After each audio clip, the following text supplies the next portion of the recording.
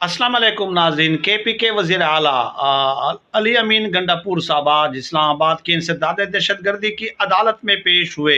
उन पे दफ़ा 144 और जुडिशल कम्प्लेक्स के हवाले से केस है और उनकी ज़मानत में 27 अप्रैल तक तोसी की गई है।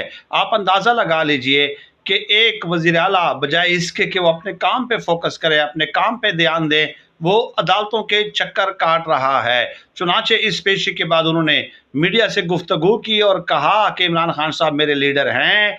इमरान खान साहब के साथ बैठने का जब वक्त था तो उस वक्त ये लोग पकड़ दकड़ कर रहे थे।